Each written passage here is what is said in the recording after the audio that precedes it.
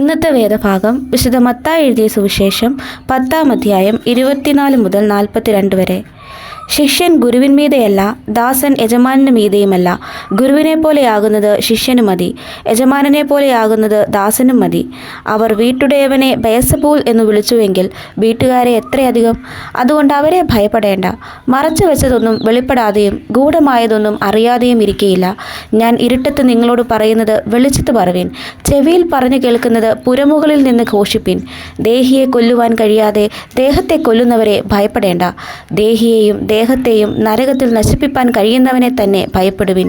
കാശിന് 2 കുരിയിൽ വിൽക്കുന്നില്ലയോ? അവയിൽ ഒന്നുപോലും നിങ്ങളുടെ പിതാവ് സമ്മതിക്കാതെ നിലത്ത് വീഴുകയില്ല. എന്നാൽ നിങ്ങളുടെ തലയിലെ രോമവും എല്ലാം എണ്ണപ്പെട്ടിരിക്കുന്നു. ആകയാൽ ഭയപ്പെടേണ്ട. ഏറിയ കുരികിലുകളെക്കാളും നിങ്ങൾ വിശേഷതയുള്ളവരല്ലോ. മനുഷ്യരുടെ മുമ്പിൽ എന്നെ ഏറ്റുപറയുന്ന ഏവനെയും സ്വർഗസ്ഥനായ എൻ്റെ പിതാവിൻ മുമ്പിൽ ഞാനും ഏറ്റുപറയും. മനുഷ്യരുടെ മുമ്പിൽ എന്നെ തള്ളിപ്പറയുന്നവനെയോ എൻ്റെ പിതാവിൻ മുമ്പിൽ ഞാനും തള്ളിപ്പറയും. ഞാൻ ഭൂമിയിൽ സമാധാനം വരുത്തുവാൻ വന്നു എന്ന് നിരൂപിക്കരുത്. സമാധാനമല്ല, വാളത്രേ വരുത്തുവാൻ ഞാൻ വന്നത്.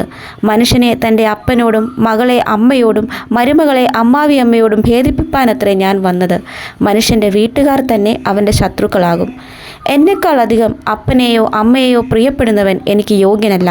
എന്നെക്കാൾ അധികം മകനെയോ മകളെയോ പ്രിയപ്പെടുന്നവൻ എനിക്ക് യോഗ്യനല്ല. തൻ്റെ ക്രൂശെടുത്ത് എന്നെ അനുഗമിക്കാത്തവനും എനിക്ക് യോഗ്യനല്ല. തൻ്റെ ജീവനെ കണ്ടെത്തിയവൻ അതിനെ കളയും. എൻ്റെ നിമിത്തം തൻ്റെ ജീവനെ കളഞ്ഞവൻ അതിനെ കണ്ടെത്തും.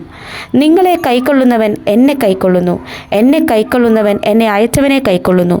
പ്രവാചകൻ എന്നുവെച്ച് പ്രവാചകനെ കൈക്കൊള്ളുന്നവന് പ്രവാചകൻ്റെ പ്രതിഫലം ലഭിക്കും. നീതിമാൻ എന്നുവെച്ച് നീതിമാനെ കൈക്കൊള്ളുന്നവന് നീതിമാന്റെ പ്രതിഫലം ലഭിക്കും. ശിഷ്യൻ എന്നുവെച്ച് ഈ ചെറിയവരിൽ ഒരുത്തന് ഒരു പാനപാത്രം തണ്ണീർ മാത്രം കുടിപ്പാൻ കൊടുക്കുന്നവന് പ്രതിഫലം കിട്ടാതെ പോകുകയില്ല എന്ന് ഞാൻ സത്യമായിട്ട് നിങ്ങളോട് പറയുന്നു. ഈ വചനങ്ങളാൽ ദൈവം നമ്മെ അനുഗ്രഹിക്കട്ടെ.